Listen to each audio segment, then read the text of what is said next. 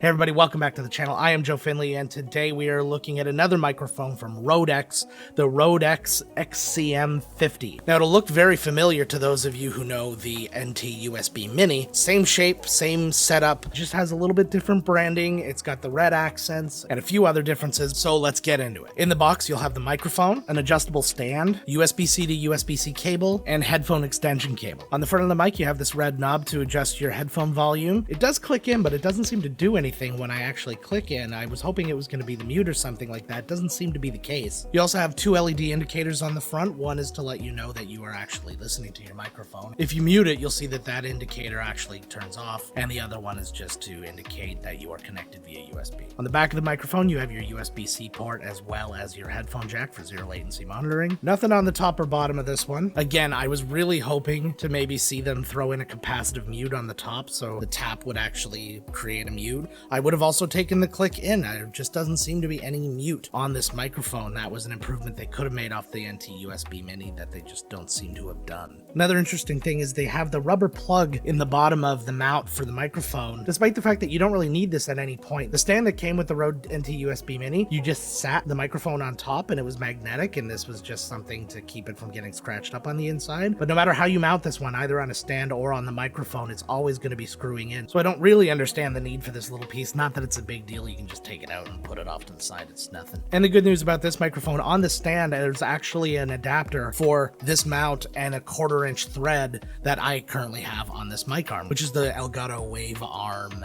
LP. So I didn't have to go and source another adapter to get this one mounted up. But I mean, that's it. The microphone's fairly simple, the setup's simple. Let's give her a test and hear how it sounds raw. The small pop, not a hole in the sock. The fish twisted and turned on the bent hook. Pressed the pants and saw a button on the vest. The swan dive was far short of perfect. The beauty of the view stunned the young boy. Alright, I'm going to go give that a listen and I'll be right back. So it sounded pretty good coming out of the box. A little mid-tony, but that kind of happens to my voice sometimes, especially with condenser microphones. Easily cleaned up. We're actually going to give a listen to that in just a few seconds. But one thing I will give it credit for, while there was room noise, and condenser mics always have a little bit of room noise, this probably had the least room noise of any of the ones that I've tested recently. And that's saying something considering the fact that I've moved my computer and it's literally, I'm touching it right now. So I have fans that are within my arm's reach and not even like a stretched out arm's reach, and it's not being just completely bombarded by those. I was actually really concerned about how my mic tests would go as a result of that, but it seems to be going okay, and I'm pretty happy with this overall. So now let's take a minute and run it through those processes and see if we can make it even that much better. A small pop, not a hole in the sock. The fish twisted and turned on the bent hook. Pressed the pants and saw a button on the vest.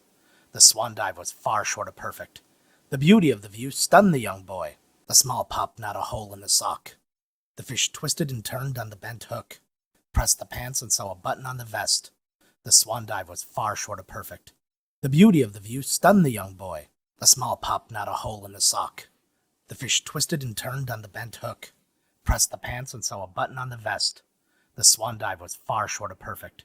The beauty of the view stunned the young boy. Alright, so I like the sound actually of the noise gate coming out of the OBS. I had to do a little bit of extra fine-tuning on that one because it was cutting off the beginning and ends of certain sentences, so I had to really kind of like hone exactly what I need. But when you're doing any kind of processing, you should really be doing that anyways. These have been really fast just for the sake of testing kind of things that I was doing, so I'm pretty happy with it overall, and I'm willing to bet I could get it even better. The EQ, not so bad. Again, I'm always doing the same thing. I'm just bringing the bass up a little bit. I'm bringing the high tones up a little bit for a little bit of presence, knocking down the mids a little bit, and it's a pretty straightforward setup. DaVinci's was really good. I think it did a good job getting rid of the noise with just the standard Fairlight noise reduction with the voice settings turned on, and the EQ and compression and all that was all done via Reaper plugins, same as OBS, by the way. I think that this is a very viable, decent microphone, and what makes it even better is the fact that it connects to the new UNIFY software, which in my mind is the coolest new piece of mixing software that's out there. It has all of the great things that you like from the Beacon app, from the Wavelink app, and from Rode Connect, all combined into one.